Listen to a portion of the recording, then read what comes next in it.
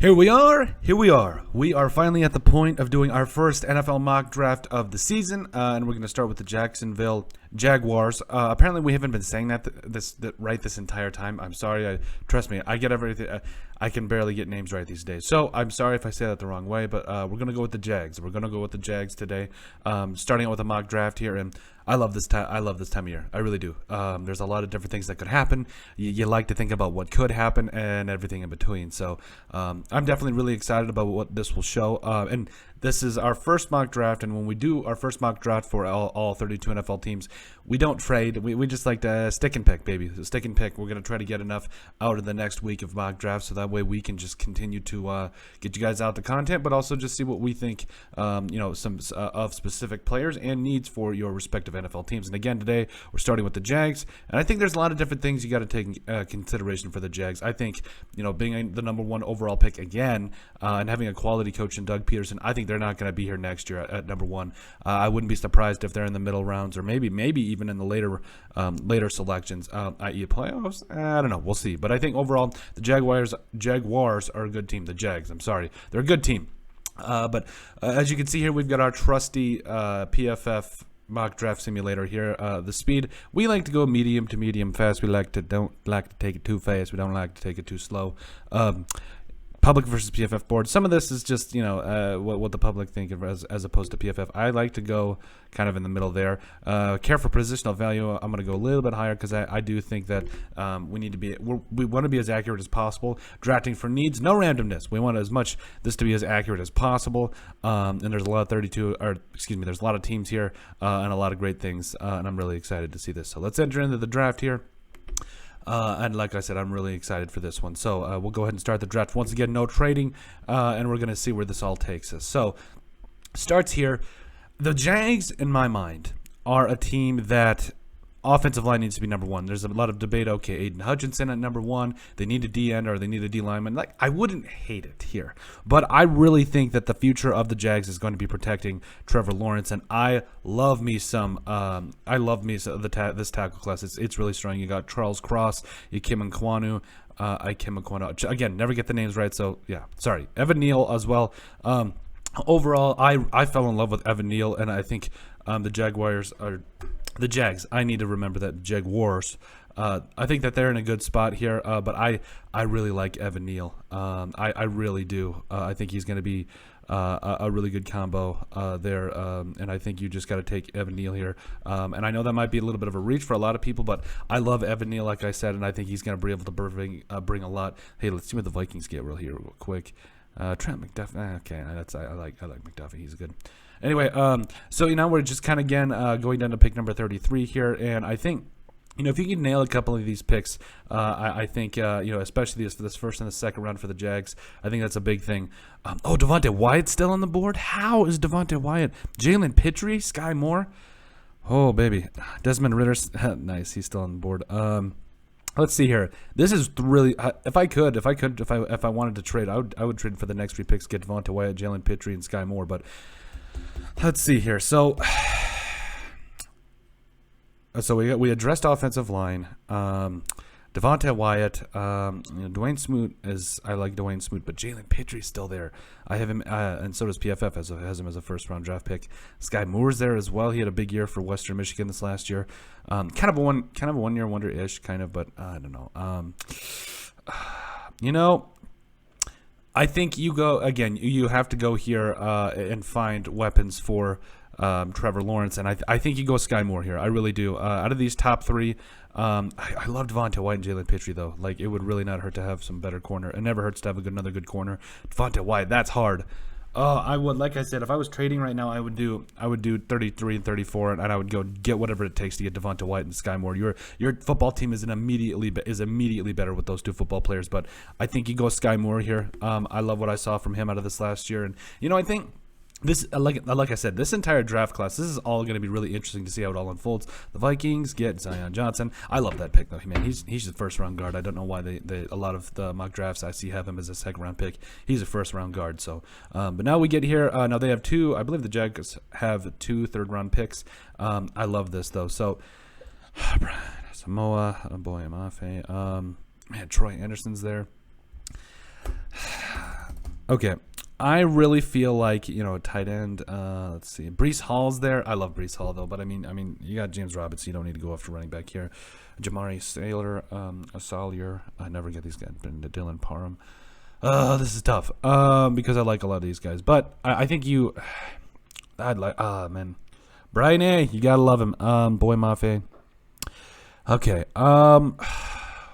So D-line is obviously a really big need for the Jags, as well as linebacker and DB. Do you go? I don't think Asamoah falls this far. I don't know if he does or not. What do you have, over 80 tackles for Oklahoma this last year? Chad Mama, nice. Troy Anderson. I think Troy Anderson's a stud. He played basically everything from Montana State. Let's see. I love this mock draft though. I really do like how it's already panning out already. Okay. I think what you do here is, especially since you really want to help out your defense here, and your O-line, I think if you're in this position, you take value here, and I think Asamoah. I don't think he's going to be there at 30 at 65 again. I don't know, but I really like this. I think Miles Jack and the rest of those boys would really benefit from having a guy like Asamoah there. Let's see, Dylan Parham. Oh, I love Dylan Parham. I really do. Boy Mafe is a stud too. If the board falls this way, you love this. You absolutely love this because there's a lot of value still here. There's a lot of things going on. I'm sorry. I'm never good at making decisions. Good thing I'm not a GM. But the Jags, I would not mind them getting some. And you know what, Edge, you need to start helping out your defense here. Who's still on the board for tight end though? I feel like they really need to go after a tight end. Yeah, Perrion Winfrey's a stud though. Oh man, he's one of my biggest draft crushes. He really is. Daniel Falele, love him. Yeah, I think you go Boy Mafe here.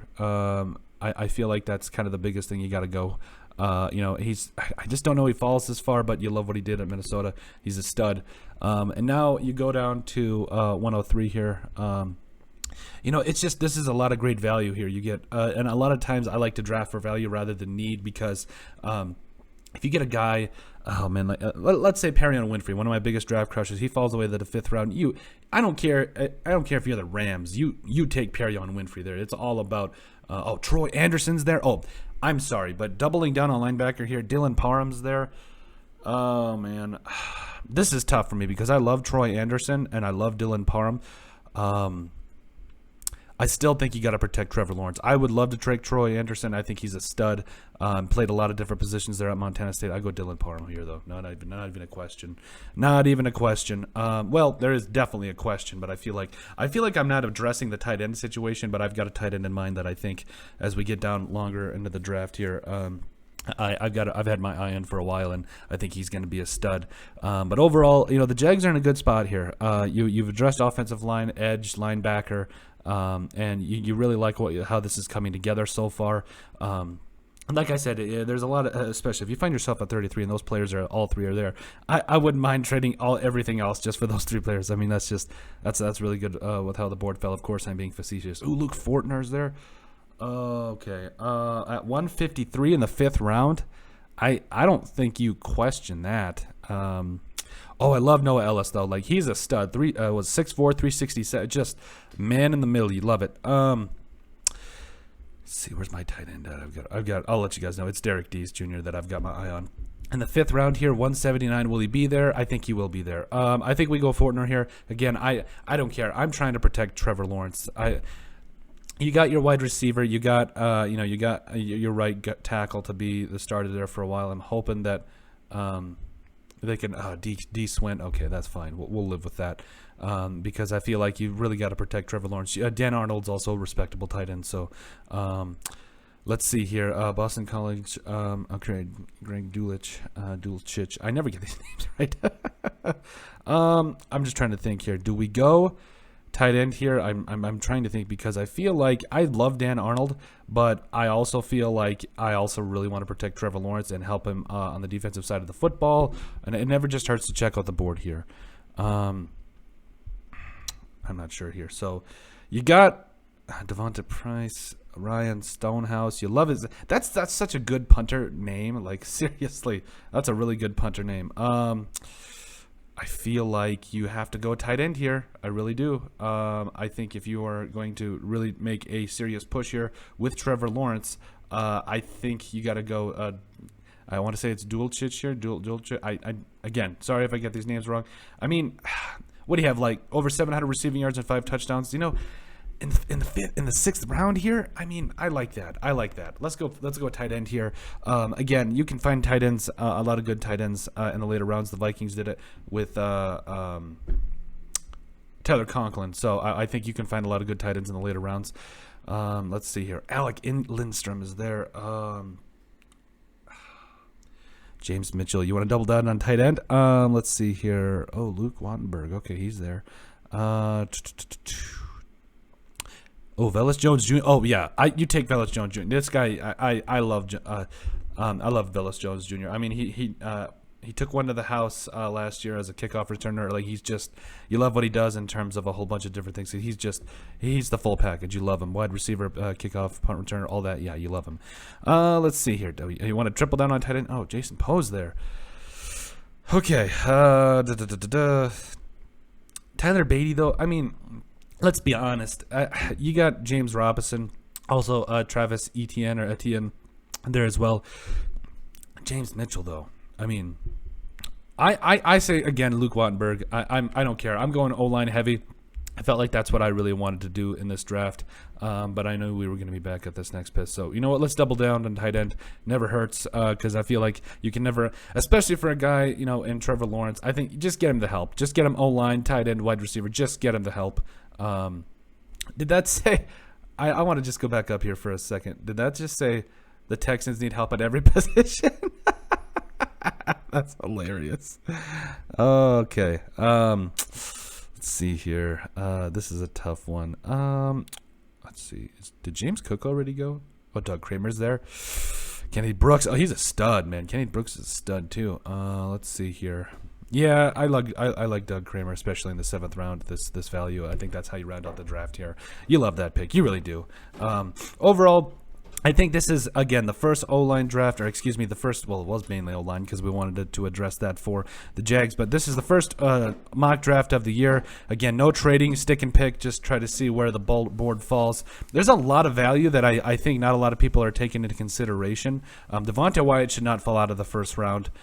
Same thing with Pittry and Asamoah. I don't know. I have my reservations around him. I think he could be a 2nd, 3rd round pick. I could also see him going in the 1st round. So I'm not sure what we're gonna see there, but I think it could be very, very interesting. And now it's just preparing our results for our mock draft. So you get Evan Neal at 7 again. I think you get that right tackle for your future. I think he was a stud at Alabama, always has been. Sky Moore at 33. I don't know how he falls out of I love Sky Moore, man. He is what do you have, like 10 touchdowns for Western Michigan last year? He was really good. Also in the 3rd round, like I said, Brian Asamoah, you get him in the 3rd round there. I love what he does for your linebacking core. Boy Mafia, edge defender out of Minnesota. I love it. Guy that's going to bring the pressure. Dylan Parham, like the next 2 picks, we don't care. O-line. Dylan Parham and Luke Fortner.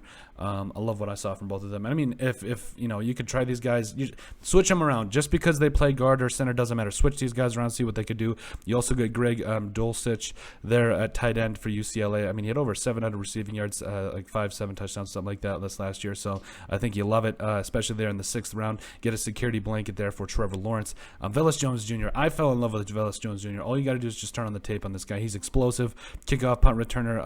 I think he caught over 60 passes last year as well, so you love it. Luke Wattenberg, center, again, O-line. Just see what these guys can do. James Mitchell doubling down on tight end. I love it, because, again, you got to find a security blanket, and you round out the draft here with Doug Kramer at center. Listen, I don't care who you are. I think you really need to focus on protecting Trevor Lawrence. Yes, you'll get some defensive pieces as well, but it all starts with protecting Trevor Lawrence. That's literally it. Like he's your starting quarterback. We've seen what teams with adequate offensive lines and good quarterbacks can do with a lackluster defense, or at least I think you have to start. He will have to start by making sure Trevor Lawrence will be able to play for you for a long time, and it all starts with protection. But yeah, that's our first mock draft of the season. Let us know what you guys think. Make sure you guys like and subscribe down below. Leave a like and a comment. It helps people find the show. We greatly appreciate all the support that we've gotten. and continue to get. You guys are all truthfully awesome. We love every single one of you. Make sure you guys also remember to, down in the description below, leave us a like and a comment. We would greatly appreciate it. Also, in the description, you'll find our social media platforms. Give us a like and a follow. Give us a listen and sub on iTunes. And if you have anything else you'd like us to cover, send us an email at thesportsbp@yahoo.com or put in the comment section down below, and we would love to cover it. But let us know what you guys think about our first mock draft of the 2022 NFL year.